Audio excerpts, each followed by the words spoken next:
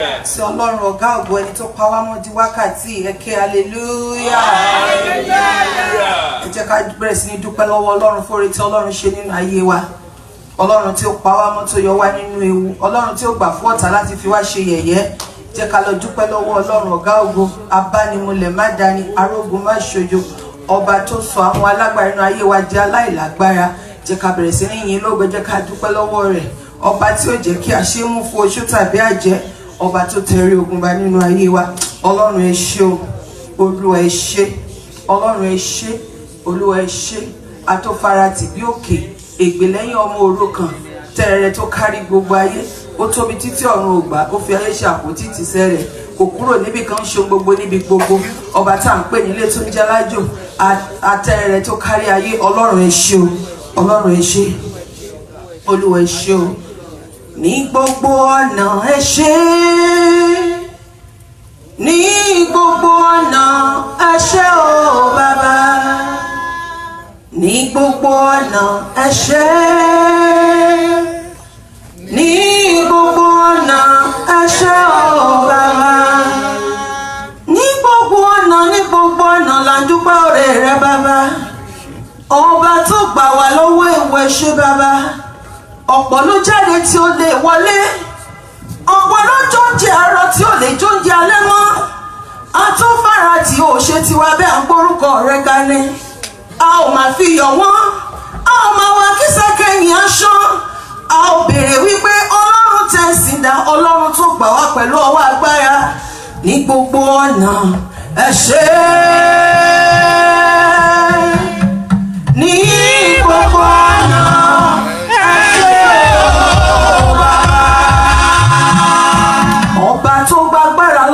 Ṣebí ọba tó sọ agbára rẹ̀ níbi tí bọ́lẹ̀ pátápátá, ó gba agbára lọ́wọ́ àwọn ìka, ó ṣe wá ní má ṣe kọlù fún wọn, ó gbà wá lọ́wọ́ àṣebí, ó ní má ṣe wọ́n ní ìwọ̀sí, má ṣe ṣàwọn wòlíì mi ní èké o. Á gbé ọ̀gá ìwọ mẹ́sàrá.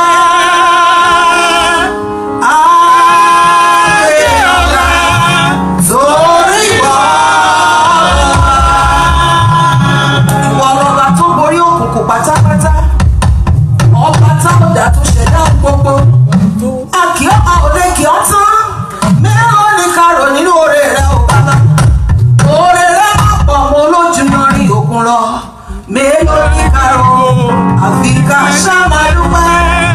Oore rẹ̀ má pọ̀ lójúmọ́ rí òkun lọ, mélòó ni kárò àfi ká ṣá máa dúpẹ́.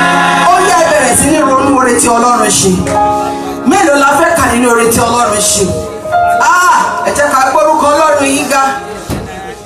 Ọ̀pọ̀ lájọ sùn lánàá tí ò jí mọ́. Ọ̀pọ̀ ló ti change àdírẹ́sì lójú oorun. Yọ̀wọ̀ ènìyàn jẹ́ kí a gbé Ọlọ́run ga nítorí pé ó ní jẹ́ kí alààyè ọkàn ẹni tó ní ẹ̀mí kó gbé orúkọ Ọlọ́run ga. Ẹ jẹ́ kí a bẹ̀rẹ̀ sí ní ìyìn nítorí pé ó ṣeun. Ọlọ́run tí ó jẹ́ àfi ọwọ́ gbé ọmọ sí. Ọlọ́run tí ó jẹ́ ká dé orí wa ó ṣíbọ́. Bá tí ó jẹ́ kẹ́ni ọwọ́ ọ̀tún wa ó sọnù. Jẹ́ kí a bẹ̀rẹ̀ sí ní lọ yin Ọlọ́run lógo. Jẹ́ kí a gbé ga nítorí pé òun ni Ọlọ́run. Jẹ́ ká dúpẹ́ lọ́wọ́ Ọlọ́run ọ̀gá ògo. Tẹ́rẹ tó kárí ayé ni ọba tí ó jẹ́ kí tiwa ó gbọ́ ibi. Ọba tí ó jẹ́ ká ti lé ìsìn pé a ò máa lè ṣe ìsìnlẹ̀ ní. Bá tí ó gbà fún ọ̀tá, Ọlọ́run ó ṣé o. Ọlọ́run ó ṣé, Ọlọ́run ó ṣé, Ọlọ́run ó ṣé o. Ìjìnlẹ̀ ìfẹ́ ẹlẹ́yinjú àánú, Olúwa ó ṣé. Ní orúkọ Jésù Kristi ni a gbàdúrà. A ó lọ síwájú Ọlọ́run, a ó tọrọ fún ìdáríjì ẹ̀ṣẹ̀. A ó tọrọ ní pé ní gbogbo ọ̀nà tí mo fi jẹ́ ẹlẹ́ṣẹ̀, Olúwa ṣàánú fún mi. Aláàánú ni yín, Olúwa ṣàánú fún mi. Dáfídì sọ ó ní ṣàánú fún gẹ́gẹ́ bí ìṣòwò ìfẹ́ rẹ, gẹ́gẹ́ bí ìrònú ọ̀pọ̀ àánú rẹ. Ó nínú ìrékọjá mi nù kúrò, wẹ̀ mí ní ẹ̀wẹ̀ mọ́ kúrò gbogbo àìṣedéédé mi, kí o fẹ̀ mí kúrò gbogbo ẹ̀ṣẹ̀ mi. Ìwọ nìkan ní ṣoṣo ni mo ṣẹ̀ sí mo ṣe búrí níwájú rẹ kí ó lè dá ọ láre nígbà tí wọ́n bá ń sọ̀rọ̀. Oníkàrẹ́ kí ó lè mọ́ nígbà tí wọ́n bá ń ṣe ìdájọ́. Oníkíyèsí wọ́n fóun ti sán nínú àti ní ìhà ìkọ̀kọ̀ wọ́n mú ọmọ ọgbọ́n. Fi ẹ̀jẹ̀ Jésù Kristi wẹ̀wá òsì mọ́, wẹ̀wá àwọ̀ ọ̀tún fojú ẹ̀gbò wú lọ. Onímọ̀ ọgbọ́n ayọ̀ sí lórí táwọn ogun tí wọ́n torí kí wọ́n lè máa yọ̀. Pa ojú rẹ mọ́ kúrò lára ẹ̀ṣẹ̀ mi. Jẹ́ kí a sọ fún Ọlọ́run lóòrùn rẹ̀ pẹ̀lú apá ojú rẹ mọ́ kúrò lára ẹ̀ṣẹ̀ mi. Àdúrà. Olúwa dárí ẹ̀ṣẹ̀ mi jì mí. Olúwa ẹlẹ́ṣẹ̀ ni mí, Olúwa dáríjì mí. Olúwa ṣàánú fún mi. Olúwa dáríjì mí. Olúwa ṣàánú fún mi. Olúwa dáríjì mí. Olúwa ṣàánú fún mi. Olúwa dáríjì mí. Olúwa ṣàánú fún mi. Olúwa wẹ ẹ̀ṣẹ̀ mi kúrò. Ní orúkọ Jésù Kristi ni a gbàdúrà. A ó sọ fún Ọlọ́run, Olúwa mo ti dé. Mo ti dé, Jésù wá táyé mi ṣe. Mo ti dé, Jésù wá táyé mi ṣe. Ìgbé ayé Jábésì ó burú ju tèmi lọ, ṣùgbọ́n síbẹ̀síbẹ̀ ogúngún tún ṣe.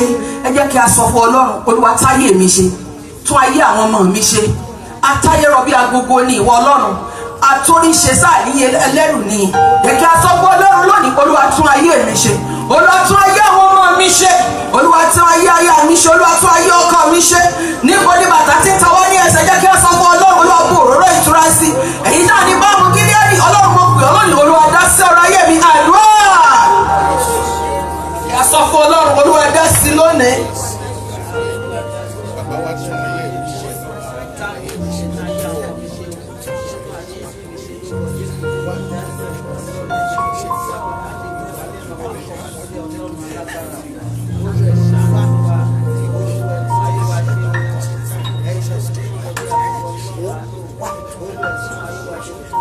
Ní orúkọ Jésù Kristi ni a gbàdúrà. Psalm 139 verse 16.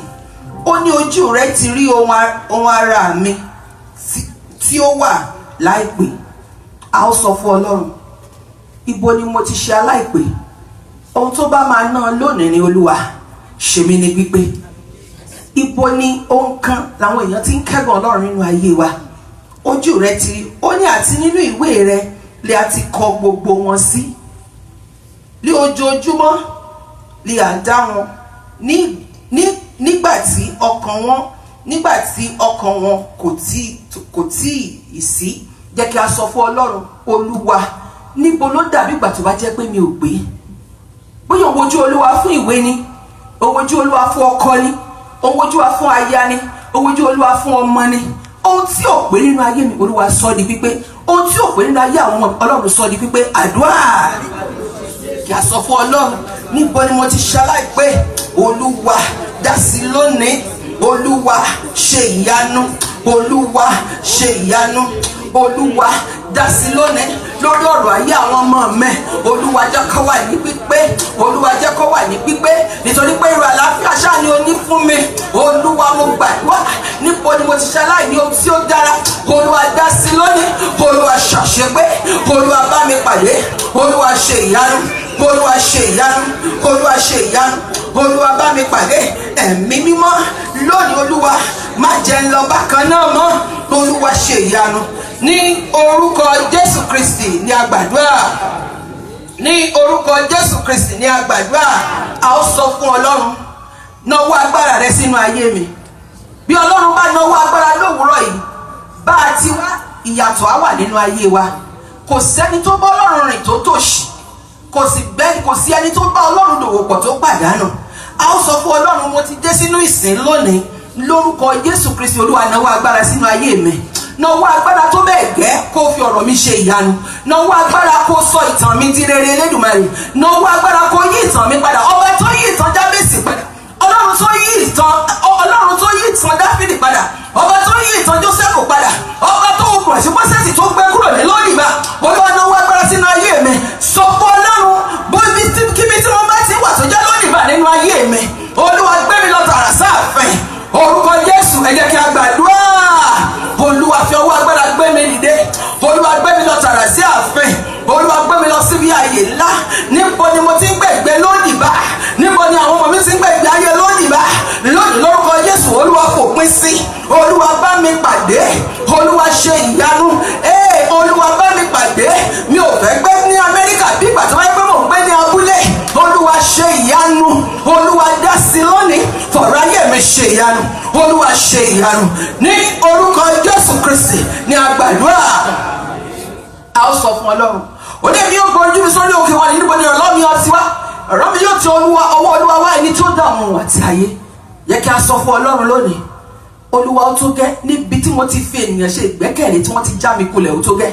ìwọ ni ìrànlọ́wọ́ aláìlẹ́ni kankan lónìí lórúkọ Jésù Kristi mo gbé ojú mi sórí òkè sí ìwọ Ọlọ́run. Olúwa bá mi pàdé, sọ ẹ̀gàn ayé mi di ògo, sọ yẹ̀yẹ́ mi di ayẹyẹ. Àdúrà.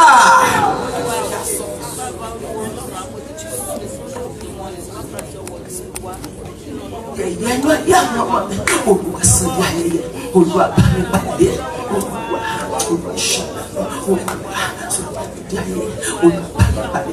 Ní orúkọ Jésù Kristi ni a gbàdúrà.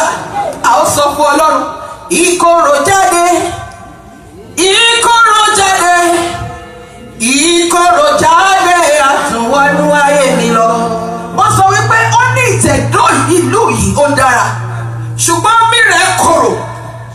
Ó sọ fún Ọlọ́run lónìí, ìkorò jáde, ìkorò jáde, ìkorò jáde, àtúnwọ́nú ayé mi lọ.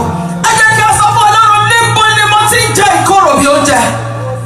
Níbo ni mo ti ń mu ìkorò bí omi? Níbo ni omi ayé mi ti ń korò?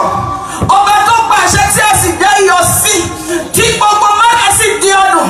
Olúwa sọ mọ́lá mi di ọdún lónìí. Àdúrà.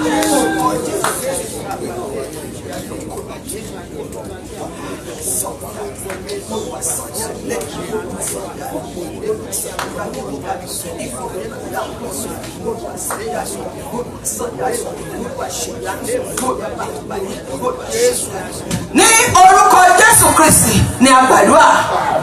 A sọ fún Ọlọ́run, níbo ni a ti gbé fọ́tò mi lọ tí a ti ń yàwòrán mi padà, tí a ti ń sọ pé kí ojú olóore mi ó má rí mi? Sọ fún Ọlọ́run lónìí, iṣẹ́ ibi tí a parí pẹ̀lú fọ́tò mi, pẹ̀lú àwòrán mi tàbí ti àwọn ọmọ mi, níbikíbi tí a ti ṣe iṣẹ́ náà lónìí, Olúwa lọ tààrà síbẹ̀ kó bà iṣẹ́ náà jẹ́. Gbogbo òkè nínú ayé mi, gbogbo òkè tó sọ pé kí olóore mi ó má rí mi, tó yí àwòrán mi padà tàbí àwòrán ọmọ mi, tó ní kí olóore wa má rí wa, lónìí lórúkọ Jésù Olúwa bà iṣẹ́ náà jẹ́. Àdúrà.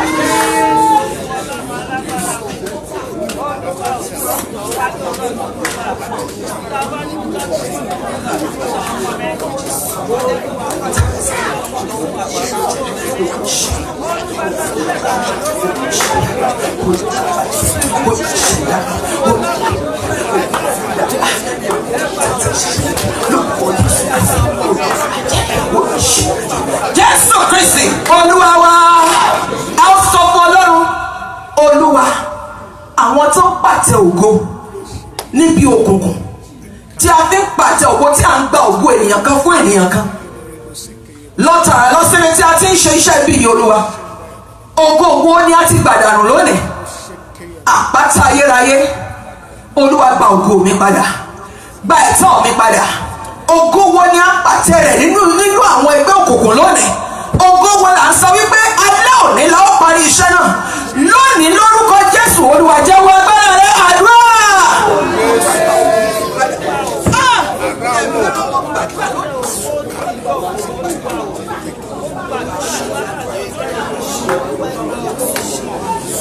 Ní orúkọ Jésù Kristi ni a gbàdúrà. Jẹ́ kí a lọ máa dúpẹ́ lọ́wọ́ Ọlọ́run fún ìsìn ọjọ́ tí òní tí Ọlọ́run ti gba àkóso rẹ̀. Jẹ́ kí a dúpẹ́ fún oore tí Ọlọ́run ṣe. Olúwa ṣe, Olúwa ṣe, Olúwa ṣe o. Tẹ̀rẹ̀ tó kárí ayé agbé yín ga, ayìn lógo fún ìyanu tí ẹ ti ṣe, fún ọjọ́ òní tí ẹ ti là kọjá, fún ògo wa tí ẹ ti gbà padà, fún Bábílónì tí ẹ ti sọ tẹ́tẹ́ ti gba àkóso. Olúwa tí àjàgà Bábílónì tí ẹ ti fọ́ palẹ̀. Ọlọ́run ò ṣe o, Ọlọ́run ò ṣe. Ògo ni forúkọ inú lókè ọ̀run. Ní orúkọ Jésù Kristi ni a gbàdúrà.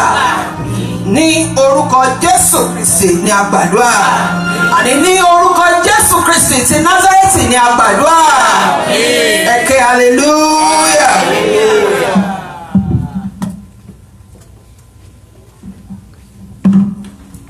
Hallelujah. Ẹ ké hallelujah. A ó máa tẹ̀síwájú nínú ìjọsìn yìí pẹ̀lú hymn 88.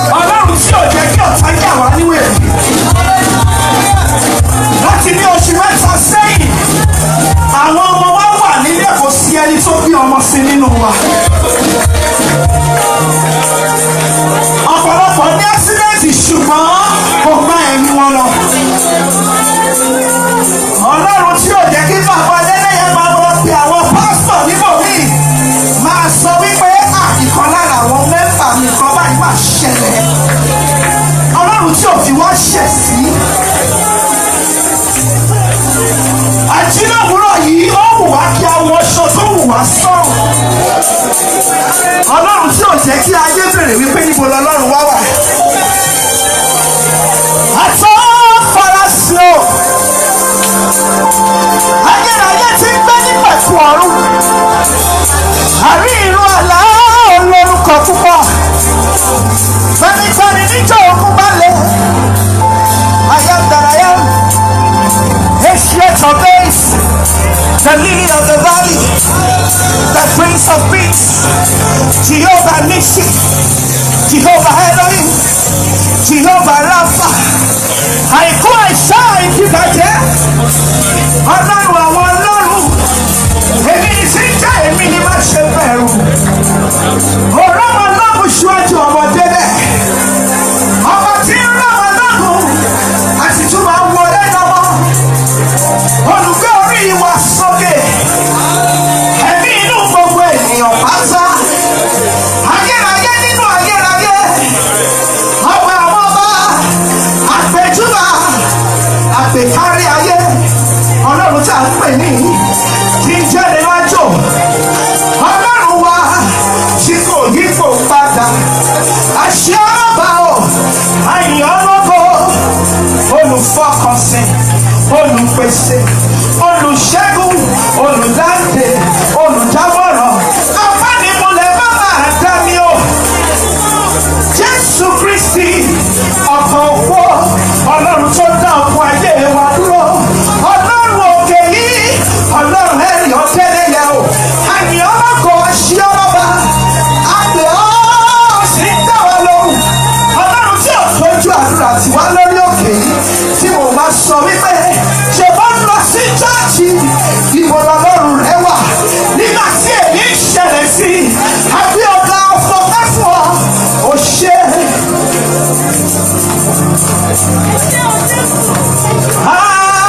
Fúyẹ́ gẹ́gẹ́ tí ò ṣe. Jìgbìnì ọ̀. Jọ̀rọ̀jọ̀rọ̀. Kàbìtì. Rẹ̀rẹ̀rẹ̀rẹ̀ bí àtẹ ìlẹ̀kẹ̀. Olórí ayé o. Àṣìbàrẹ̀. Ọba tó jù gbogbo ọba lọ. Ìwọ kọ́kọ́ lọ fún ẹ̀gẹ́gẹ́ tí ò ṣe é pé. Ẹlẹ́rù tó ní ìyìn. Mímọ́ nínú àwọn òru. Ọjọ́ kan lórí ayé ó fi ayé fi ṣàkóso ìtìsẹ̀. Olójú kárí ayé. Olójú kárí ọ̀run. Ìmọ̀ràn fúyẹ́ gẹ́gẹ́ tí ò ṣe é gbé o. Jìgbìnì bí àtẹ ìlẹ̀kẹ̀ o. Olórí ayé o. Àṣebàrẹ̀. Ọba tó ju gbogbo ọba lọ. Ọlọ́run tí a kò lè dá dúró.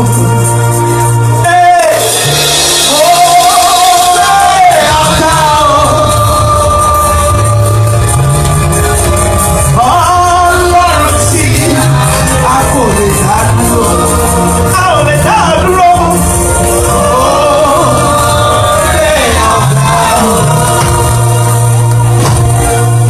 Ìwọ Ọlọ́run tí a ò lè yájú sí.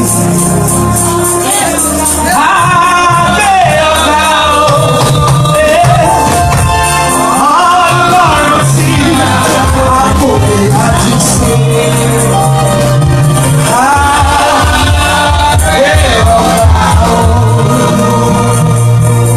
Ọlọ́run tí a kò lè bínú sí.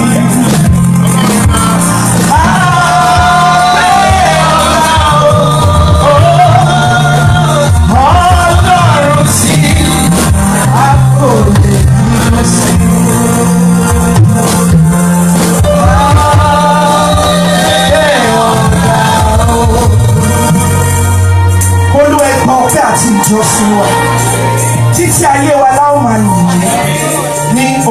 Jésù Kristi ni àjọsìn.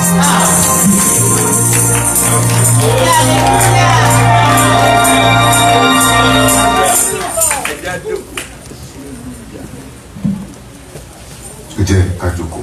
Ẹ̀kọ́ kíkà fún ìsìn tí èmi.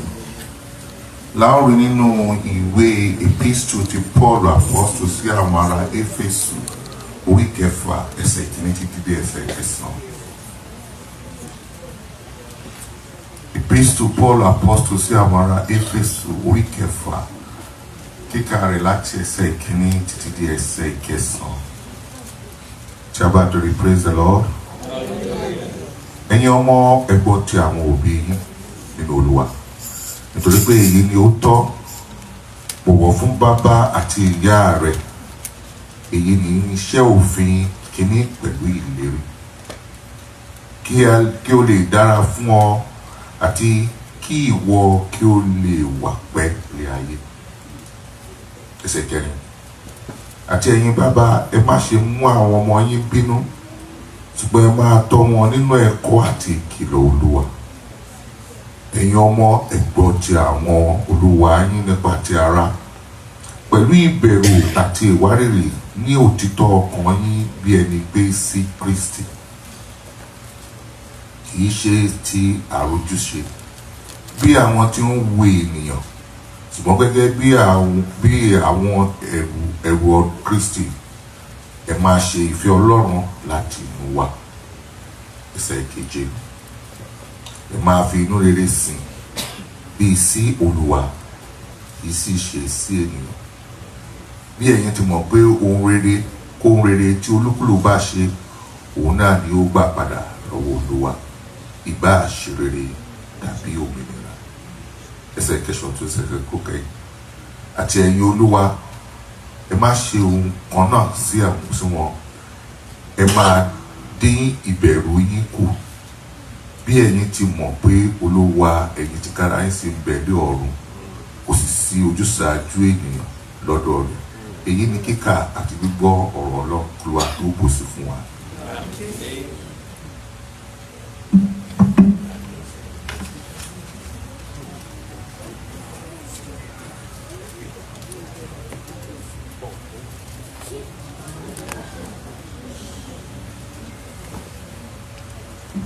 Praise the Lord. Oh my God, hallelujah. Pàtàkì fún Jésù. Adúpẹ́ ní ọwọ́ Ọlọ́run láàárọ̀. Ní ọjọ́ tí Olúwa ti yàn, Olúwa dẹ̀ ti pín láti ṣe ayé wa lógo. Adúpẹ́ lọ́wọ́ Ọlọ́run fún ìránṣẹ́ Ọlọ́run tọ́lọ́run fẹ́ lò fún wa láàárọ̀. Ẹni tí gbogbo wa mọ̀ ní. Fẹ́ ká dé lórí ẹ̀sìn wa ká fi tayọ̀tayọ̀ pé wọ́n síwájú. Àwọn ni ẹ̀dá Timothy Awẹ́ àtẹ̀wọ́lá fún Jésù.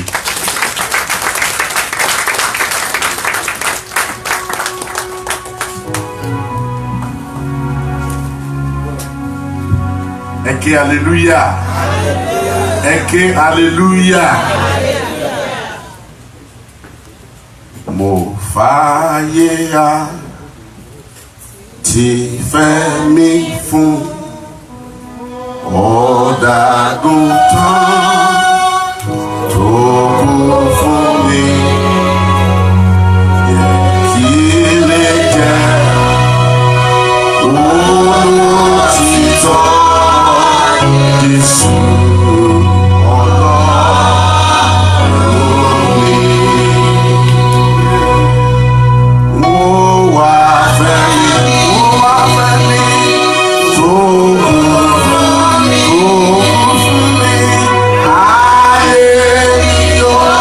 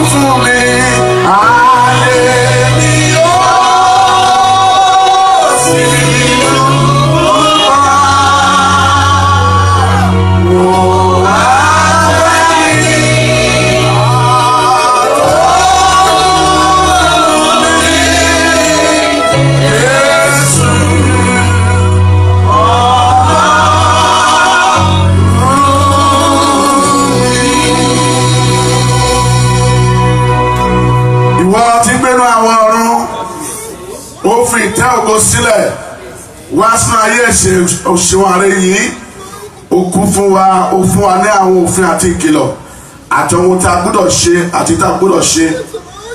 àyàn pé bí o ti jẹ́ ọmọ Ọlọ́run tó o kọ́ ìgbọràn títí dé ìkórè àgbélébùú. à ń lọ nínú ọ̀rẹ́ lórúkọ Jésù Olúwa bá wa sọ̀rọ̀. àti olùṣọ́ àti olùgbọ́ òpè ni wá ìwọ tí ṣe rábì olùkọ́ ọ̀run Olúwa kọ́ wa. níwọ̀n bá ìgbà tá a kò tó àdúrókọ Jésù Olúwa jẹ́rìí ara rẹ. à ń bẹ̀ ọ́ ní orúkọ Jésù kí ẹ mọ́ra kó sọ̀kalẹ̀ kí omi gbogbo wa pọ̀ àti olùṣọ́ àti olùgbọ́ kí a wà ní abẹ́ ìṣàkóso agbára ẹ̀mí mímọ́ lórúkọ Jésù Olúwa ṣe bẹ́ẹ̀. ètí ìgbà àtàyà ìgbà ṣe Olúwa fi fún wa lópin ọ̀rọ̀ yìí nígbà táwọn wá sí dáńdúró jẹ́ ká lè rí ara wa níwájú rẹ kí ògo rẹ kó fara mọ́ ayé wa kí a sì dá lábùkún fún torí àgbàdua ní orúkọ Jésù Kristi Olúwa àti olùgbàlà wa ní orúkọ Jésù. Ai você da capa.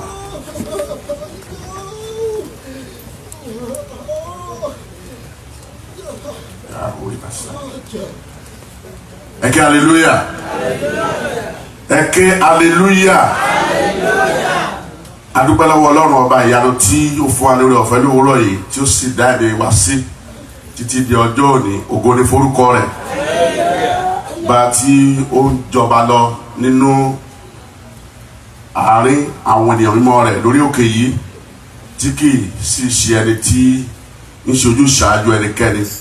àyìn fún àǹfààní tó fún wa lówùúrọ̀ yìí láti lè wà níwájú ẹ̀yin ọmọ Ọlọ́run láti lè sọ ọ̀rọ̀ Ọlọ́run ní kúkúrú fún ìgbìyànjú fún ìfẹsẹ̀múlẹ̀ àtẹ̀síwájú olúkúlùkù wa ògo ní forúkọ Olúwa yìí. bákan náà ni a sì ń dúpẹ́ lọ́wọ́ àwọn bàbá wa àti pàápàá jùlọ gba àwọn aṣíwájú àwọn àgbààgbà tí wọ́n fún wa ní àǹfààní àti oore ọ̀fẹ́ láti dúró lẹ́ẹ̀kan síwájú gbogbo ọmọ Ọlọ́run lówùúrọ̀ yìí láti sọ̀rọ̀ Ọlọ́run. a gbàdúrà pé kí Olúwa kó túbọ̀ máa tó agbára wọn ṣe kí Olúwa kó sì túbọ̀ máa tẹ̀síwájú ní ìjọ rẹ̀. gbogbo àwọn ọmọ Ọlọ́run mo kí lówùúrọ̀ yìí pé a kú ìsinmi ọjọ́ òní ti dúpẹ́ lọ́wọ́ yín náà fún àǹfààní tí ẹ ní àti tí àwa náà ní láti bẹ̀rẹ̀ àwọn níyànjú lórúkọ Jésù. Ọlọ́run ọ̀rọ̀ kó bá gbogbo wa sọ̀rọ̀ ògo ní forúkọ Olúwa. ọ̀rọ̀ orin wa ni mo wà fẹ́ni tó kú fún mi ayé mi yóò sì dùn púpọ̀ wọ́n wà fẹ́ni tó kú fún mi Jésù Ọlọ́run mi.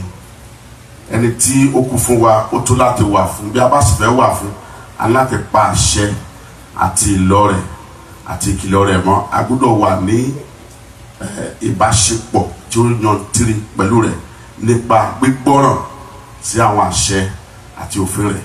oore ọ̀fẹ́ àti agbára láti gbọ́ràn sí Olúwa kí Olúwa kó fi fún wa lọ́pọ̀ sí ju bí a ti ṣe bọ̀ tẹ́lẹ̀. kókó ọ̀rọ̀ ìgbìyànjú wa ti òwúrọ̀ yìí náà ni ìgbọ́ràn.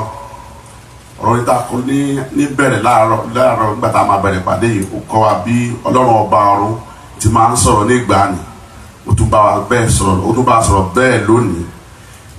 ọ̀rọ̀ Olúwa ó wà títí láé ó wá kù sí ọwọ́ wa ìhà tí a kọ sí ọ̀rọ̀ Ọlọ́run yìí nítorí gbogbo ìgbà ni níwọ̀n bá tá a wà láàyè yálà a wá sílé Olúwa tàbí a wá sílé Olúwa nínú àwọn ìrìn àjò wa kọ̀ọ̀kan Olúwa máa ránṣẹ́ sí wa ó máa ń bá wa sọ̀rọ̀. a ò lè ṣàì má gbọ́ ọ̀rọ̀ Ọlọ́run ṣùgbọ́n wá kù sí èmi àti rẹ bóyá mo gbà á gbọ́ pé ọ̀rọ̀ Olúwa ni àbí mi ò gbà á gbọ́. bí n bá sì wá gbà á gbọ́ ǹjẹ́ mo ṣe nǹkan tó yẹ kí n ṣe àbí mi ò ṣe. ògo ni forúkọ Olúwa. ṣùgbọ́n tó dára jù ni pé kí a gbọ́ràn sí àwọn àṣẹ àti ìkìlọ̀ Ọlọ́run. gẹ́gẹ́ bí a ti kà fún àwọn Ọlọ́run tí lówùúrọ̀ yìí nínú ìwé Éfésù orí 6 ó wí pé ẹ̀yin ọmọ ẹ máa gbọ́ ti àwọn òbí yín nínú Olúwa torí pé èyí ló tọ́. bí a bá lẹ́yìn tó ti pé 100 ọdún nínú wa nínú ìjókòó yìí kókè hallelujah kan 100 ọdún.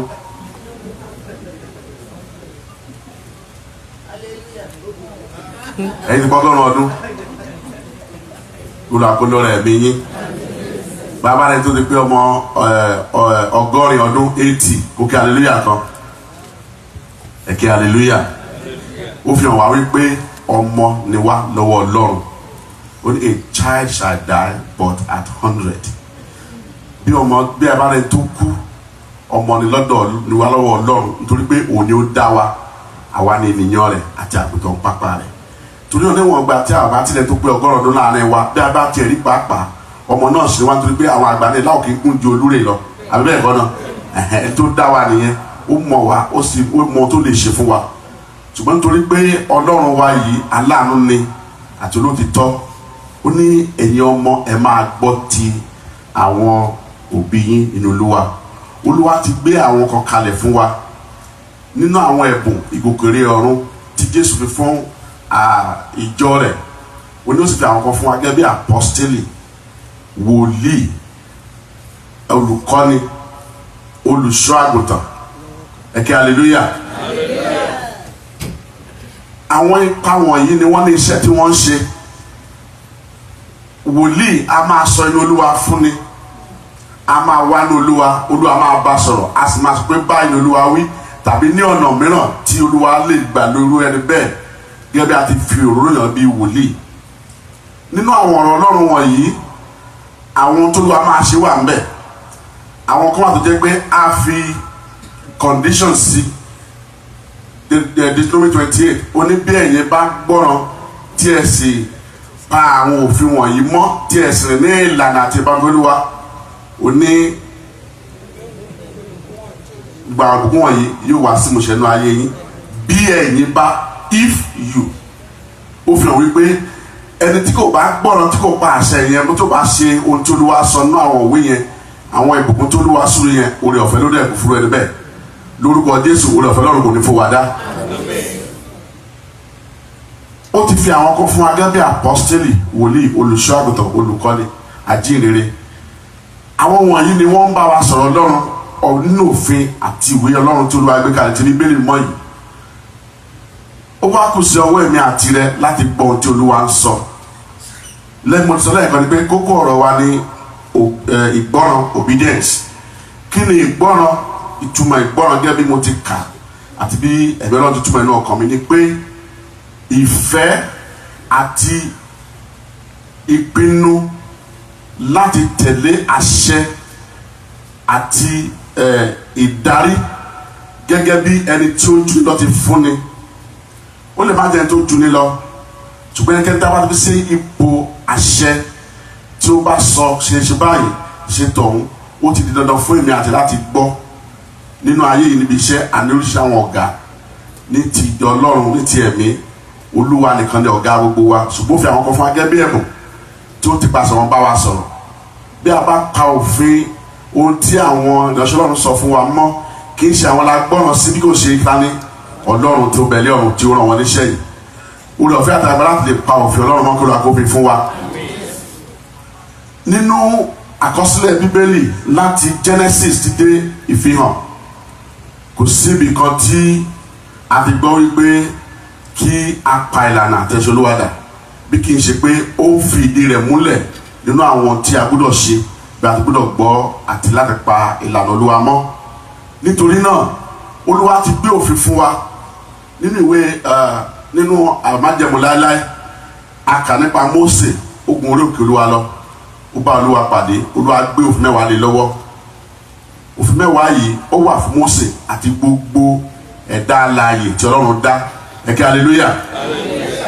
Nínú àwọn ẹ̀dá alààyè tí Ọlọ́run dá ní ire àti èmi nígbà tá a ti wà nínú ẹ̀dá tí Ọlọ́run dá yìí òfin 10 yìí ó ní ìṣàkóso lórí gbogbo wa láì ní ṣe ipò tá a wà bí a bá sì pa àwọn òfin 10 yìí mọ́ a rí pé àwọn èrè rẹ̀ ó máa rọrùn púpọ̀ jùlọ má sì jalè ẹni tó jí lọ lówùrọ̀ kùtùkùtù lápá ìlú tá a wà yìí tó lọ sí Walmart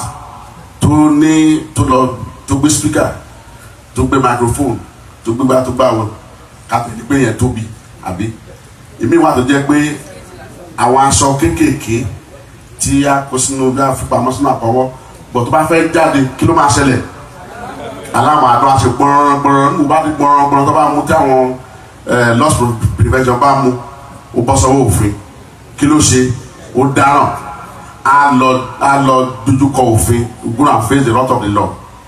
Ẹlòmíì wọ́n á sọ wípé kó má wọnú ilé ìtajà yẹn mọ́ láéláé ẹlòmíì ó lè jẹ́ ìdájọ́ pé kó lọ sùn àtìmọ́lé ọ̀sẹ̀ kan àbóṣù méjì àbí nǹkan ló máa ṣẹlẹ̀ sí.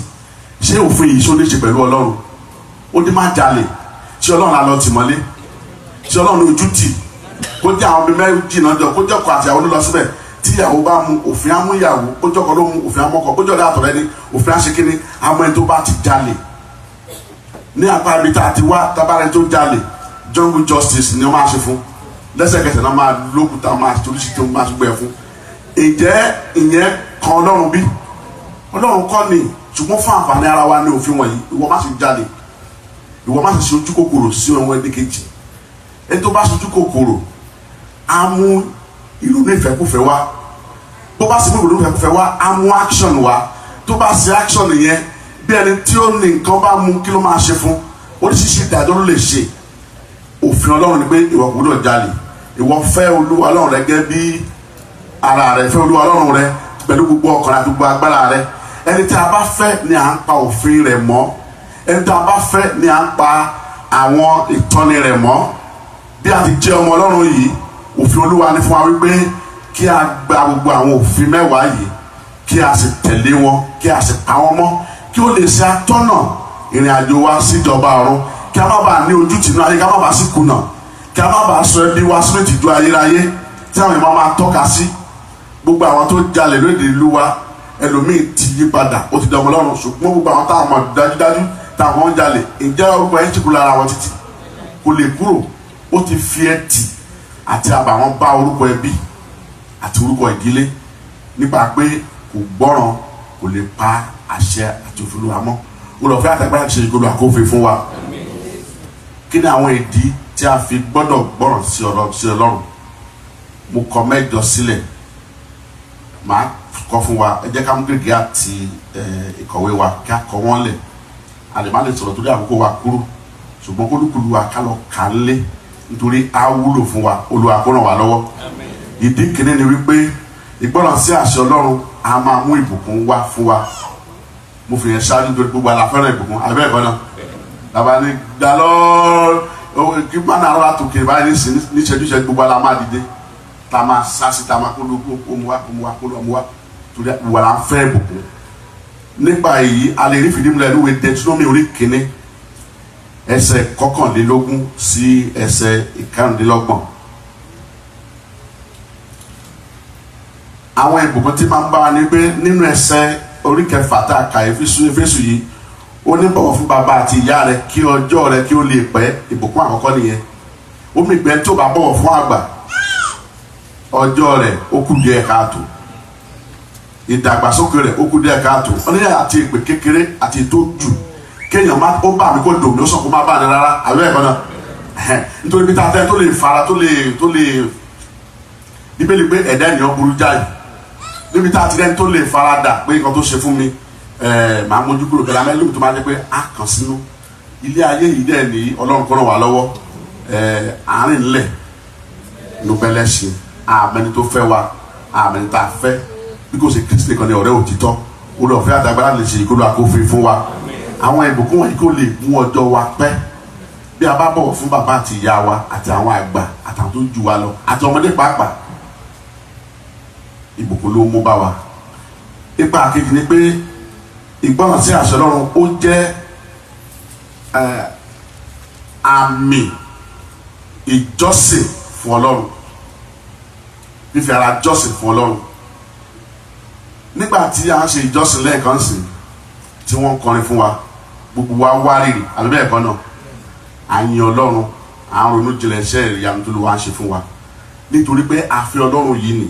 Ṣùgbọ́n nígbà tá a bá fi Ọlọ́run yìí tó bá ní ẹ má ṣe tọ̀, tá a bá ń tara ẹ̀ ló ń sọ, ó ní ẹ má ṣe jẹ, tá a ń tara ẹ̀ ló ń sọ. Ìgbà kan wà tá a gbọ́dọ̀ jẹ, ìgbà kan tá a gbọ́dọ̀ jẹ gẹ́gẹ́ bí onígbàgbọ́ àbí bẹ́ẹ̀ kọ́ náà.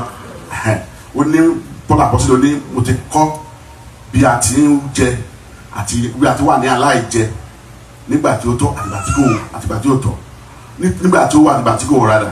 Nítorí náà bí a ti ń jọ́sìn sí Ọlọ́run yìí, ó ń fi hàn pé bí ó bá jẹ́ ìjọsìn wá láti ọkàn wa wá, ó ń fi hàn àmì ìgbọ́ràn sí Ọlọ́run wa ni. Nítorí pé Ọlọ́run tí a ń jọ́sìn sí, tí a ń yìn lógo yìí, ó ní agbára ayé àti ọ̀run.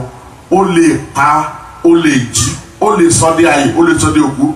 kò sí ẹnikẹ́ni tó kọjá abẹ́ agbára Ọlọ́run ṣùgbọ́n orí ọ̀fẹ́ tá a nígbà ni wípé ó rán Jésù wá sínú ayé ó rà wá padà nínú èyí tí àwa fi kúrò lọ́wọ́ ìgún òfin tí a fi ń jókòó níwájú ìtẹ́ Ọlọ́run lójoojúmọ́ yálà níyẹ̀wù wa àbí náà kójọpọ̀ báyìí nítorí náà ná àwọn iṣẹ́ ìránṣẹ́ tó bá rán sí wa láti lè fi àmì pé à ń gbọ́ràn sí ẹnu rẹ̀ òun náà ni àmì ìjọsìn wa ẹni tí a bá fẹ́ràn ni à ń bu ọlá fún òun ni ohun tó bá ṣe fún ni kì í dunni àbí bẹ́ẹ̀ kọ́ náà bọ̀tí bí ìbáṣepọ̀ bá fẹ́ràn dáadáa bí ó bá sọ pé hó àárí ìtumọ̀ sí hó yẹn bí ó bá sọ pé bí àárí ìtumọ̀ sí bí yẹn ṣùgbọ́n ẹni tí a bá fẹ́ràn ibà àti ẹ̀ máa tẹ bàtà lórí wa báyìí àwọn olú ẹ má bínú sá ẹ má bínú mà tó náà bẹ́ẹ̀ gẹ́gẹ́ ni àmì ìjọsìn sí Ọlọ́run nípasẹ̀ ìgbọ́ràn lórí wa kó ràn wá lọ́wọ́ a rí eléyìí ní fìdí rẹ̀ múlẹ̀ níwèé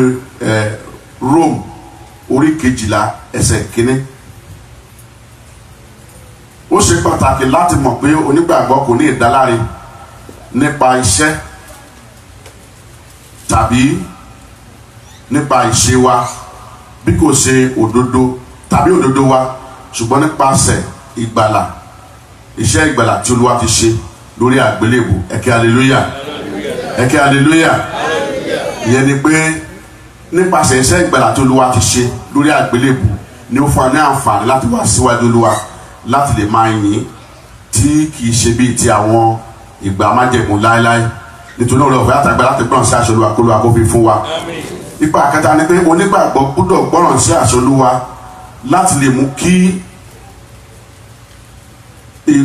ìgbọ́ràn sí àṣẹ Olúwa yìí àwọn ìdí wọ̀nyí ó ní láti jẹ́ pé kí onígbàgbọ́ lè ní it flows from a heart of gratitude for the grace. Ìyẹn ni pé mímú jẹ́ ní fífi gbogbo ọkàn wa yin Ọlọ́run nípasẹ̀ iṣẹ́ oore ọ̀fẹ́ tí a rí gbà tí a fi ń pè wá ní ènìyàn Ọlọ́run gbogbo èèyàn ló wà nínú ayé yìí ṣùgbọ́n tí gbogbo èèyàn náà pè ní ènìyàn Ọlọ́run abẹ́ẹ̀kọ́ náà iṣẹ́ gbogbo èèyàn lèèyàn Ọlọ́run àǹfààní rẹ̀ àtẹ̀mí gbígbà tá a fi pè wá ní ènìyàn Ọlọ́run bí ó tẹ̀ jẹ́ wípé ìṣe Ọlọ́run Olúwa ni olùdíwọ̀n ọkàn gbogbo mi ò mọ inú ẹnìkan ẹnìkejì ò mọ inú èmi náà abẹ́ẹ̀kọ́ náà gbogbo wa ń pàdé a sì ń wà ní abẹ́ ìṣàkóso Ọlọ́run à ń pe anílò ọ̀fẹ́ tí a fi pè wá ní ènìyàn Ọlọ́run ọ̀pọ̀lọpọ̀ ni wọ́n wà ní ayé yìí gbọ́dọ̀ jẹ́ iṣẹ́ Ọlọ́run ni wọ́n lóòótọ́ ṣùgbọ́n wọn ò ní orí ọ̀fẹ́ láti lè kì í ṣe pé à ń fún wọn ṣùgbọ́n wọn ò gba orí ọ̀fẹ́ èyí tí a lè fi máa pè wọ́n ní ọmọ Ọlọ́run ṣùgbọ́n torí pé a lè pè wọ́n ní ọmọ Ọlọ́run yìí a gbọ́dọ̀ máa pa òfin àti ìlọ̀ Ọlọ́run mọ́ débi wípé àwọn tó ń pè wá ní ọmọ Ọlọ́run wọn ní sọ pé ṣẹ́ńtà ń pè ní ọmọ Ọlọ́run náà nìyí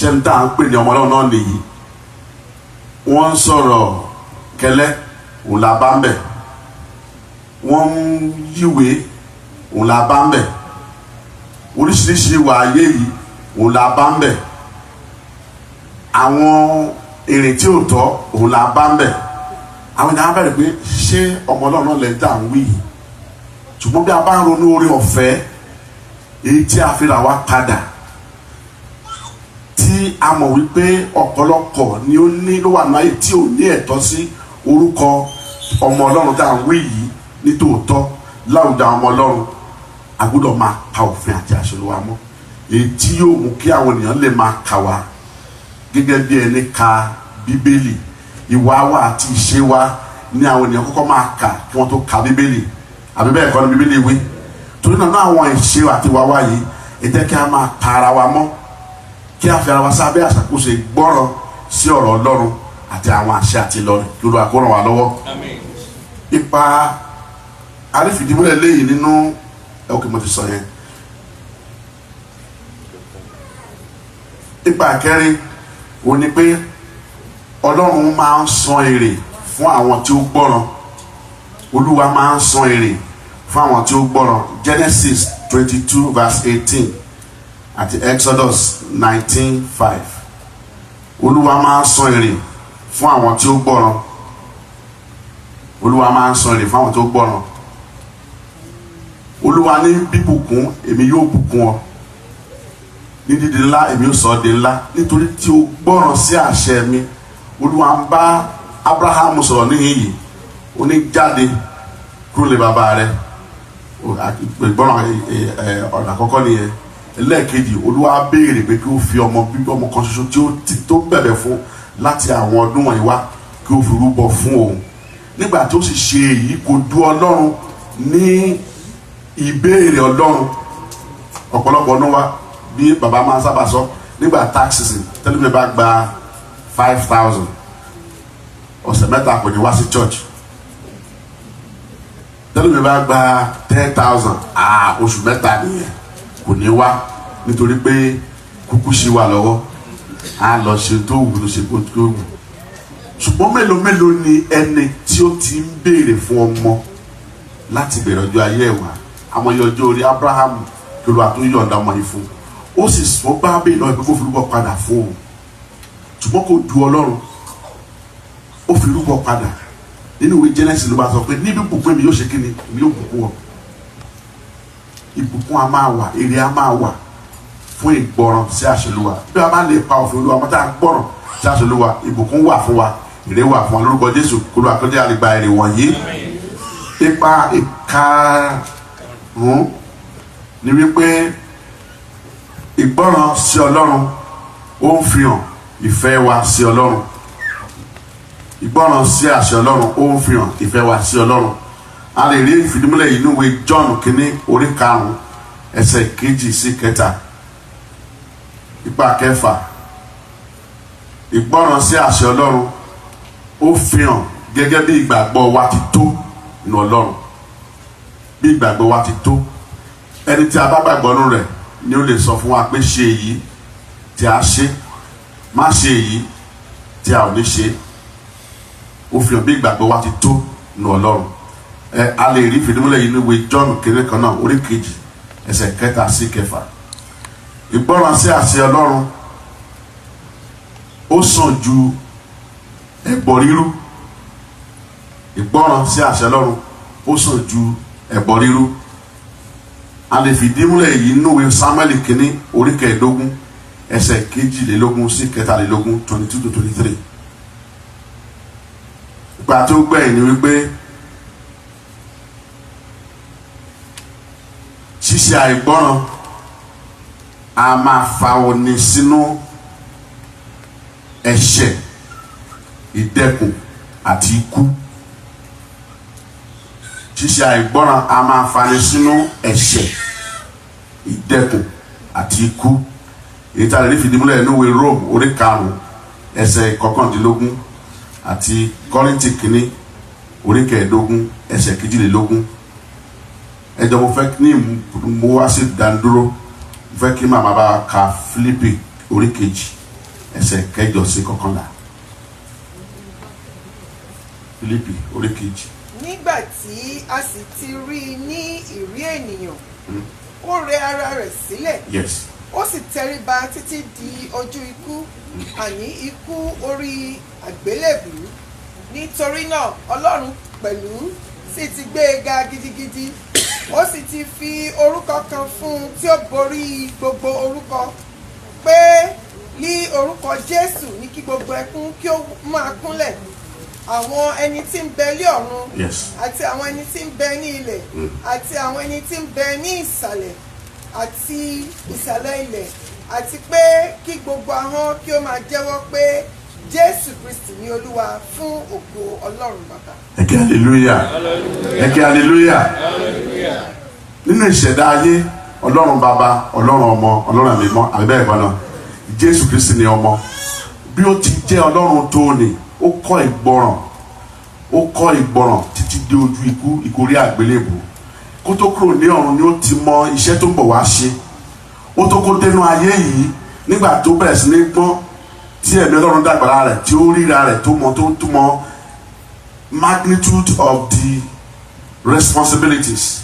Bí iṣẹ́ ìrìnsẹ̀ tó wá sí láti tóbi tó, ó tó fún kó yí padà. Ṣùgbọ́n nígbà tó dé kí àgbélébùú, nígbà tó débi kó ní bàbá, ìbáṣeṣe kí aago ìgò ṣe kéde kó lè kọjá. Ṣùgbọ́n níbi kan ní ìfẹ́ tẹ̀lé ká ṣe, ìfẹ́ bàbá ti bẹ̀ ní ọ̀run. Nítorí pé ní ìkórìtà tí Jésù dé yẹn, ẹran ara fẹ́ gbé wọ̀ ń bẹ̀, ẹran ara gbé wọ̀. Ènìyàn ni wá, a lè ní àwọn ohun tí ó ń dùn wá lọ́kàn tàbí àwọn ìdí pàtàkì tí a fi gbọ́dọ̀ gbọ́ràn tàbí tí a fi gbọ́dọ̀ tẹ̀lé àṣẹ Olúwa, ṣùgbọ́n ẹ jẹ́ ká máa rántí wípé ìbùkún àti ayọ̀ ni gbígbọ́ràn sí àṣẹ Olúwa mú bá ni. Bí ó bá kọ̀ lórí àgbélébù tó ní pé bákan á kú ikú yẹn, ṣùgbọ́n lè má yọrí iṣẹ́ ìgbàlà tí wá ṣe nítorí a ti fi sórí àgbélébù náà, a ti fi kọ́. Ẹ̀kẹ́ hallelujah. Nítorí náà ilé àti èmi àwọn kọ̀ọ̀kan lè wà tó jẹ́ pé ó ń dùn wá lọ́kàn, a lè ní àwọn ìdí over 1,001 reasons tó yẹ ká gbọ́ràn, ṣùgbọ́n ẹ jẹ́ ká máa ronú wípé àwa kọ́ ni a dá ara wa. Ẹnìkan ń bẹ tí a máa jí iṣẹ́ wa fún, ìbá ṣe rere, ìbá ṣe kíni, ìbá ṣe búburú. Ní ọjọ́ kan a ó kó gbogbo aṣíwájú ìtẹ́ ìdájọ́, a ó sì gbọ́ ọ̀rọ̀ olórí olùṣọ́ àgùntàn, ìbá ṣe rere, ìbá ṣe búburú. Àwọn ẹni rere wọ́n á lọ sí apá ọ̀tún sí ìjọba Ọlọ́run, àwọn ẹni burú wọ́n á ṣe kíni, wọ́n á lọ sí apá òsì sínú iná àjókù tí fi súfúrú ìjò ìní ṣe ikú kejì. Kó lọ́ má jẹ́ ká kú ikú kejì. Ní àpẹẹrẹ, òbí kan sọ fún ọmọ má ṣe báyìí, má ṣe báyìí. Ó ní Olúwa fi hàn wípé wà níwájú òun fún ọjọ́ mẹ́ta. Ọmọ yìí sì lọ sílé ìwé, ọ̀rẹ́ ẹ̀ tó jọ ń gbélé ó ní wọ́n fẹ́ ṣe nǹkan níbi kan kó jọ kó bá ń lọ. Ọmọ yìí sọ fún pé bàbá mi sọ fún mi pé kí n wà níwájú Olúwa, tí bá ṣe ìdánwò tá a fẹ́ gbẹ́ tá a gbẹ̀rẹ̀ lé àná báyìí ó yẹ kí n wà lẹ́kùn fẹ́ kí n wá. Ṣùgbọ́n ọ̀rẹ́ fi ọgbọ́n àyíníke ó tán. Nígbà tó sì mú lọ síbi tó fẹ́ dé, ó bọ́ sínú gálò. Ẹ̀kẹ́ hallelujah. Kí kúkú ṣe ọmọdé nìkan ló wà fún àwa àgbà pàápàá. Àwọn ìfẹ́ ara wa tí a ń fẹ́ ṣe tí a rò pé ó borí ìfẹ́ Ọlọ́run, ó lè tàn wá sínú wàhálà, ó lè tàn wá sínú ọ̀fìn, ó lè tàn wá sínú ìdẹkùn, ó lè tàn wá dé ojú ikú, ó lè tàn wá sínú ikú pàápàá. Ṣùgbọ́n òun kan ní wípé ó ní arákùnrin òótọ́ ni ohun tó bá wí fún ọ, òun kan ní àìgbọ́dọ̀ má ṣe kíni, má ṣe gbọ́ràn sí àṣẹ Ọlọ́run.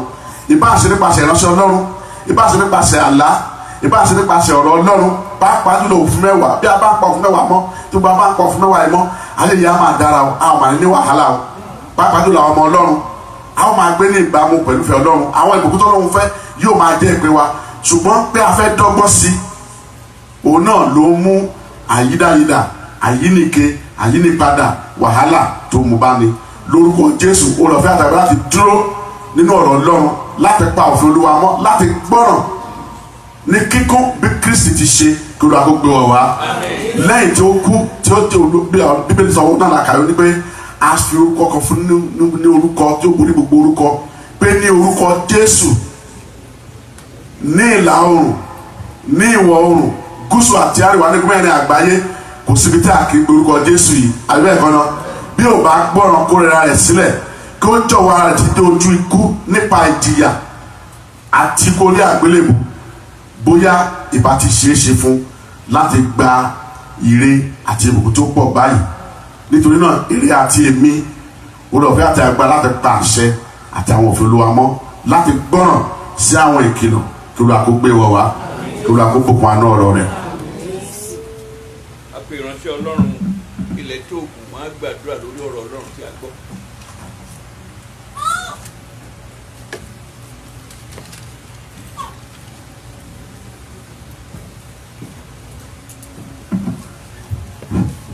Ọlọ́run àgbẹ̀ yín lọ́pọ̀lọpọ̀ fún oore ọ̀fẹ́ àti àǹfààní láti wà níyìn lónìí láti gbọ́ ọ̀rọ̀ wọ̀ lọ́nà. Ẹni tó ti kú ò lè gbọ́, ìgbẹ́ka wà láàyè agbẹ́ka olùgbà ọ̀pẹ́ wa. Ọ̀rọ̀ yìí tá a gbọ́ agbára tá a fi lè máa ṣe ní orúkọ Jésù tó wọnú ayé wa lọ. Bàbá tí Ọlọ́run lò Ọlọ́run tú agbára wọn ṣe, tú okun wọn ṣe, ìfàmúlò ọ̀tún olùdàálẹ̀ wọn. Ọlọ́run gbọ́ àdúrà. Ògo ni fún Jésù lókè. Jésù Kristi Olúwa wa.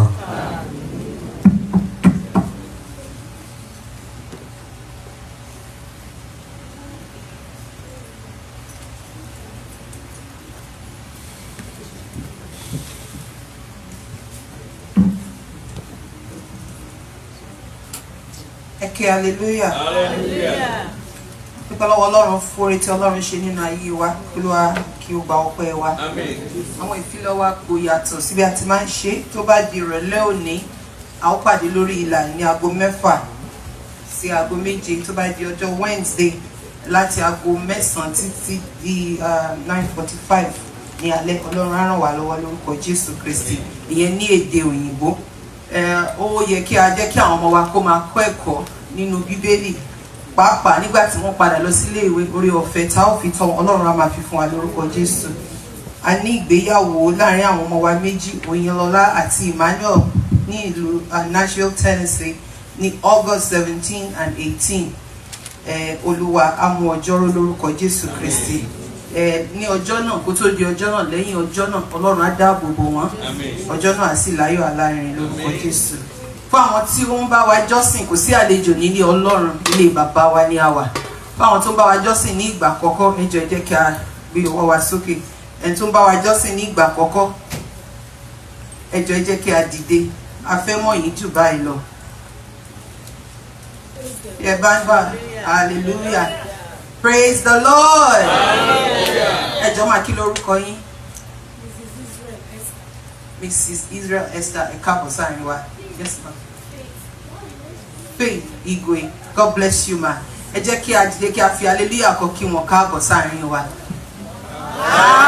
Hallelujah. Wọ́n á máa fi ìwé pélébé kan lé yín lọ́wọ́. Ẹ jọ̀ọ́ kọ orúkọ yín sí. Tá bá ti parí ìsìn, ẹ rí àwọn bàbá wa fún àdúrà. Olúwa máa wà pẹ̀lú wa lórúkọ Jésù. A ó máa tẹ̀síwájú nínú ìsìn nígbà tá ó lọ gba ọrẹ wa. Ẹ jẹ́ ká máa pe àwọn dádì wa Pastor Oyedemi nígbà tí wọ́n máa.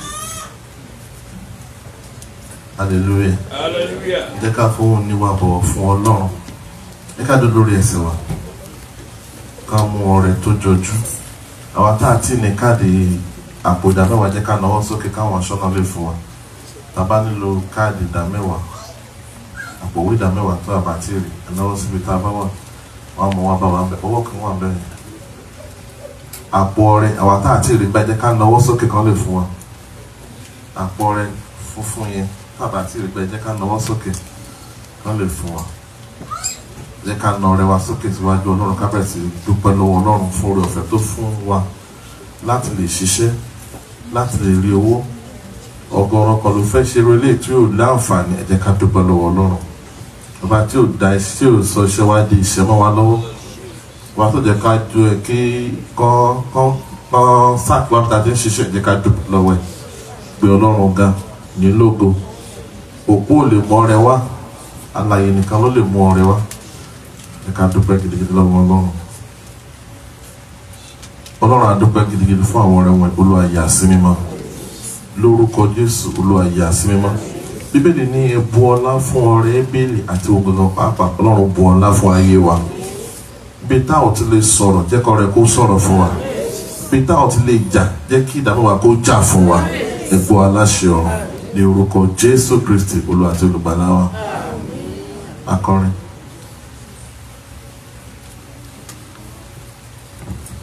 Ẹ kí hallelujah. Ẹ jẹ́ pé a ti palẹ̀ wa mọ́ kí a tó ṣeré ọ̀fẹ́. Àwọn bàbá Olúwa kọ sí wọn láti ṣe tàbí ròyìn fún àwọn ọmọ wa. Ẹ jọ̀ọ́ ẹ jẹ́ kí tá bá ti ṣe ọrẹ kí a bá fún wa sí i àti pàápàá jùlọ àwọn àdúrà bíi 2 mẹ́ta kan wà tó lọ àfi sí wọn lọ́kàn pé kí a gbà kí a tó ṣeré ọ̀fẹ́. Torí náà ẹ jẹ́ kí a faradà wọn bá ṣe júdẹ̀ tó kù yìí. Olúwa kó ràn wá lọ́wọ́. Ọba olùtọ́jú ènìyàn, sára rẹ̀ náà rẹ̀.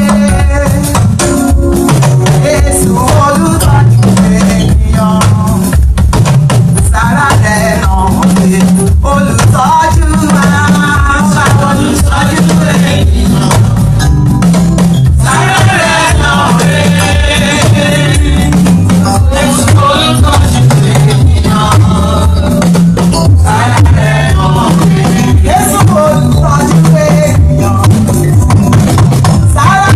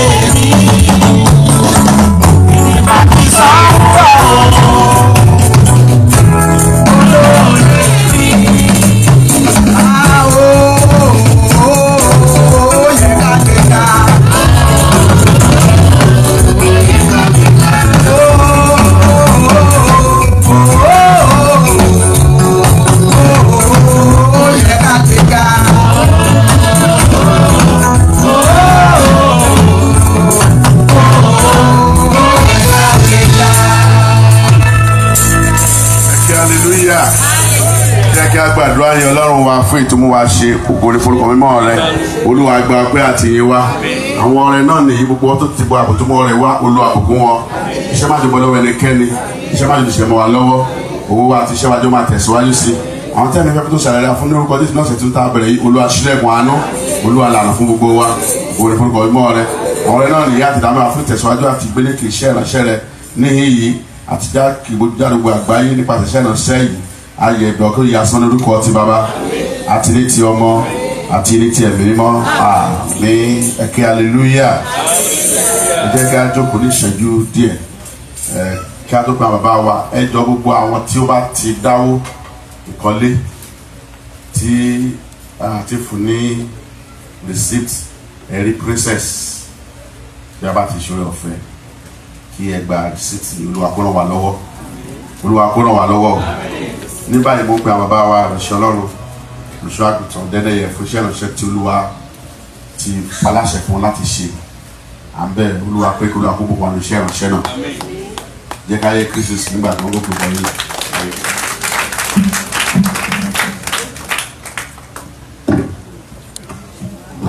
Hallelujah. Olúwa ní ká fi òróró ya àwọn ọmọ wa sọ́tọ̀ lónìí fún ààbò àti ìpamọ́. Tó bá tó àkókò a ó pè wọ́n a ó sì yà wọ́n sọ́tọ̀ fún ìpamọ́ àti ààbò. Ibi ìkọ̀kọ̀ ọ̀gá ògo abẹ́ òjìji Olódùmarè a máa bá wọn jáde a sì máa bá wọn wọlé lórúkọ Jésù Kristi. A ní àdúrà pàtàkì láti gbà. Olúwa fún wa ní ìmísí ní òru ńgbà tí a ń gbàdúrà pé ká ṣe àdúrà kan ṣe àdúrà yìí fún gbogbo àwọn ọmọ Ọlọ́run. Ṣùgbọ́n síwájú èyí àwọn tí mo fẹ́ dárúkọ ẹjọ́ ẹ dúró rí mi ní fún ìṣẹ́jú méjì péré lẹ́yìn tí a bá ti oore ọ̀fẹ́. Mrs. Kọ́láwọlé, Mrs. Talabi, Mrs. Adewusi, that's right. Mama wa Jaifos Mosibi, Baba wa Atiba, Baba Wẹ́ àti Mrs. Titi Afọlábí. Ẹ ṣeun gbogbo ìránṣẹ́ Ọlọ́run tó ń gorí òkè láti iṣẹ́ ìránṣẹ́ ìbá ṣe torin ìbá ṣe ti ọ̀rọ̀ kíkà ìbá jẹ́ ti ìwàásù. A ní àwẹ̀ àtàdúrà pàtàkì ní ọjọ́ Wednesday 21st of this month.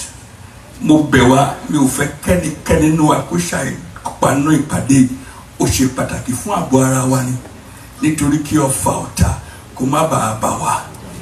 Nítorí ó ṣe pàtàkì a máa gba àwẹ̀ àtàdúrà a ó pàdé bíbá ní aago 7 ní ọjọ́ Wednesday 21st. Ẹnikẹ́ni tó ń wàásù lórí òkè, ẹnikẹ́ni tó ń ka ọ̀rọ̀ Ọlọ́run, ẹnikẹ́ni tó ń ṣíwájú wa nínú ìjọsìn.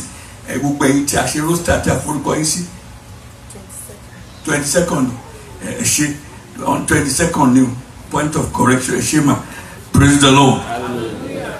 A fẹ́ dìde láti gba àwọn àdúrà. Mo bẹ̀ wá ẹ jẹ́ ká dìde ká gba àwọn àdúrà pàtàkì. The Lord by his injunction asked that we should render these important prayer points. Mo fẹ́ ká gbáradì bí ọmọ Ọlọ́run.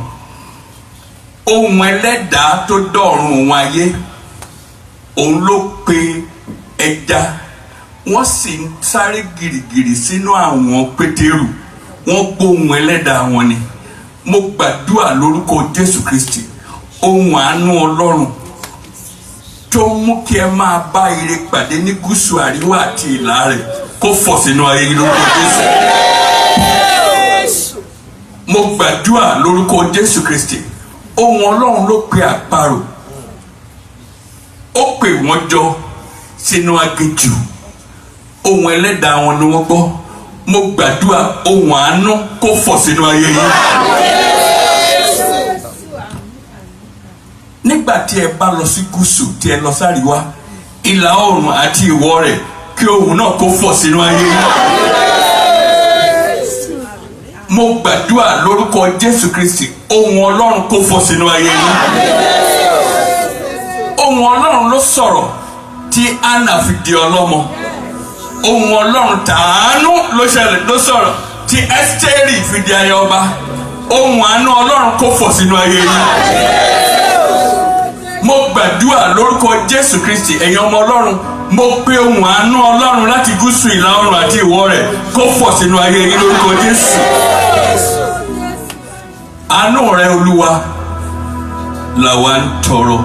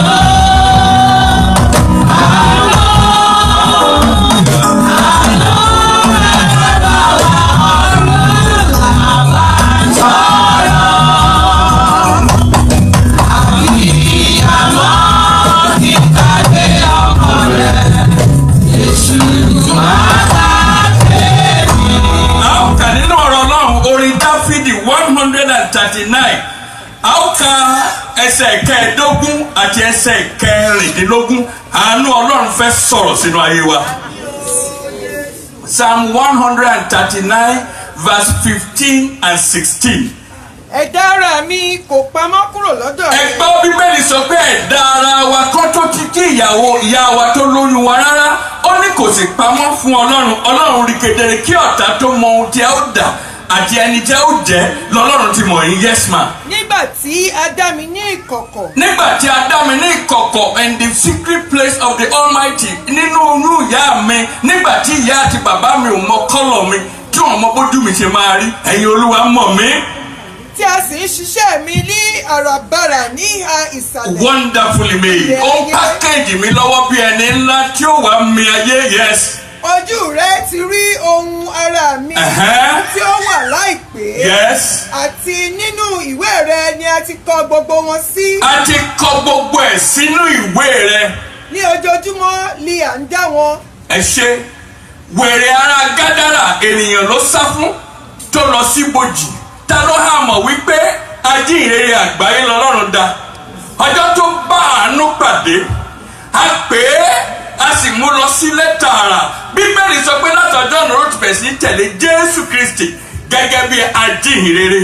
Ọlọ́run tó ṣe ìlàjà pẹ̀lú ìṣẹ̀dá wọ́n pè ní wèrè lánàá nígbà tí ohun àánú fọ̀ sínú ayé rẹ̀ ó di ajínrere. Àṣé a ti kọ sínú ìwé pé ajínrere àgbáyé ni ayé ló sọ di wèrè.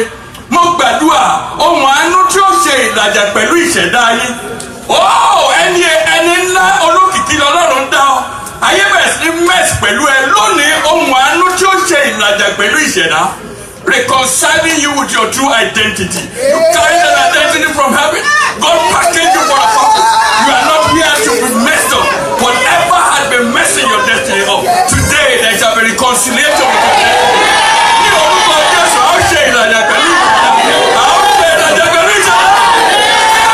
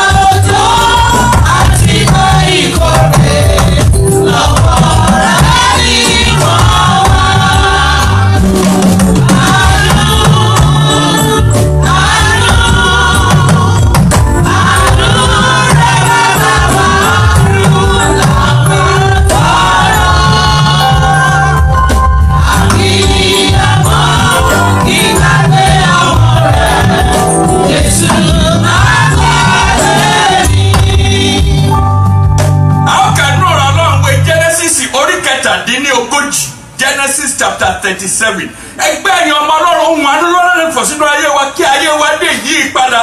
A yí padà sí rere lórúkọ Jésù Kristi. Genesis chapter 37 we are going to read verse 26 and 27. Genesis orí kẹtàdínlógójì ẹsẹ̀ ìkẹrìndínlógún ẹsẹ̀ kẹrìndínlọ́gbọ̀n àti títí dé ẹsẹ̀ kẹtàdínlọ́gbọ̀n. Genesis chapter 37, 26 and 27. Júdà sì wí fún àwọn arákùnrin rẹ̀ pé èrè kí ni ó jẹ́ bí àwa bá pa arákùnrin. Ẹ̀gbọ́n o, ìyá àti bàbá kan ló bí wọn. Wọ́n yọ lọ́ọ̀kan báyìí, Joseph yọ lọ́ọ̀kan báyìí, wọ́n ní ẹ̀wọ̀ alára yìí ló ń bọ̀ yìí. Ẹ má jẹ́ kí àlá yìí kó ṣẹ, ẹ jẹ́ ká lù pa. Bó bá ti kú, mo ló ti fẹ́ kí àlá náà ṣẹ. Mélòó nínú yín láti gbé Ọlọ́run ti fún ní àlá ohun rere tí ọ̀dà fẹ́ kámọ́ yín lára. Ohun àánú yóò pọ̀ sí yín lónìí lórúkọ Jésù. Ẹ tẹ̀síwájú mọ́ mi. Tí a sì bo ẹ̀jẹ̀ rẹ̀. Ẹ wá ẹ jẹ́ kí a tà á fún àwọn ará Ishmael. Ẹ jẹ́ ká tà á. Níbo láyé ti ń ṣe ìdúnadúrà lórí kádàrá rẹ̀? Wọ́n ń ṣe negotiation. Wọ́n ní ṣe ká tà á ni. Àbí ká sọ sínú òkun. Wọ́n ní ká sọ ògùn ní sínú òkun. Ẹ má jẹ́ kó rí lò. Níbo ni wọ́n ní ṣe ìdúnadúrà nínú kádàrá ohun àánú kó pọ̀ fún olórúkọ Jésù. Ẹgbẹ́ náà ọjà ibi tí wọ́n ti ń ṣe ìdúnadúrà yìí kí ohun àánú kó tu wọn ká lórúkọ Jésù. Wọ́n gbé kádàrá rẹ, wọ́n gbé ògo rẹ, wọ́n sì bẹ̀rẹ̀ sí ní dù kí ni àárín nǹkan fi ṣe àlè lo ògo yìí. Ẹ jẹ́ àtà. Mo gbàdúrà lórúkọ Jésù ohun àánú kó pọ̀ fún olórúkọ Jésù. Ohun àánú kó pọ̀ fún olórúkọ Jésù.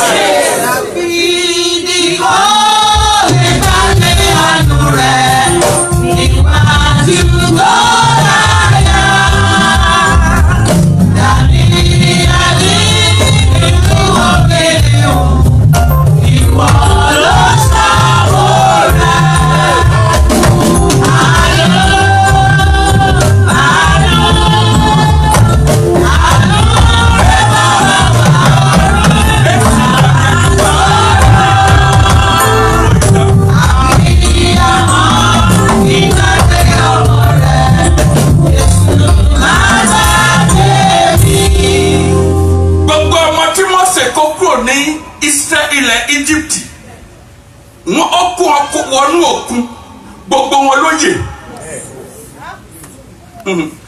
Orí ọ̀fẹ́ la fi ń tọmọ fi ń yè, àánú Ọlọ́run la rí gbà. Ọmọbìnrin opó Sáráfátì kò kú lójú Èlíjà. Ọmọbìnrin opó Sáráfátì mo ní kò kú lójú Èlíjà. Bẹ́ẹ̀ ni ọmọ arábìnrin Súnámínù kò kú lójú Èlíṣà. Àánú téèyàn fi ń tọ́mọ yè ẹ gbà lórúkọ Jésù. Àti ọmọ lórúkọ Jésù wọn ní kú lójú yín. Èèwọ̀ wá ní àwa kì í gbọ́mọ sí nítorí Bíbélì sọ pé ojú yín yóò rí àwọn ọmọdọ́mọ. Lórúkọ Jésù Kristi adé orí yín làwọn ọmọ ẹ̀yin ìyá àgbà yín bàbá àgbà yín lórúkọ Jésù adé rí òní sí. Àánú téèyàn fi ń sí ọmọdé bíi tẹ́lù tì í bá ẹ gbà lórúkọ Jésù Kristi. Ọ̀rọ̀ àánú là ń sọ yìí ẹ̀yin ọmọ Ọlọ́run. Omi tútù ti ń jóni bí iná, ọ̀wàrà òjò tí ń paná ọ̀gbẹlẹ̀. Mo gbàdúrà lórúkọ Jésù kó fọhùn ìyè sínú ayé yín. Mo ní kó fọhùn ìyè sínú ayé yín. Mo ní kó fọhùn ìyè sínú ayé yín. Àwọn ẹgbẹ́ alátẹ̀wọ́ Sátánì tí wọ́n péjọ wọ́n ṣe ìhásà láti fi í ṣẹ̀sín lónìí. Mo dúró lórí àṣẹ tí ń bẹ ní orúkọ Jésù ìgbẹ́jẹ́ ìgbẹ̀mí tí ń ṣe àlọ́tà. Mo sọ láìsí lórúkọ Jésù ohun àánú tú wọn ká. Lórúkọ Jésù ohun àánú tú wọn ká. Ẹ̀yin ọmọ Ọlọ́run ẹ̀ ò ní ṣẹ̀sín. Mo gbàdúrà lórúkọ Jésù ẹ̀ ò ní ṣẹ̀sín. Lórúkọ Jésù ẹ̀ ò ní ṣẹ̀sín.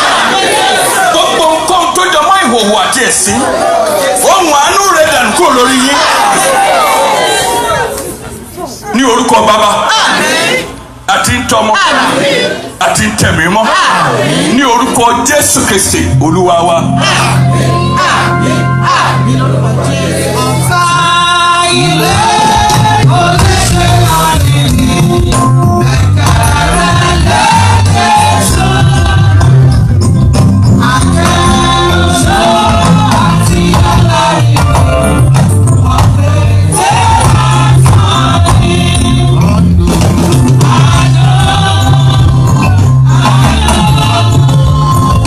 I know.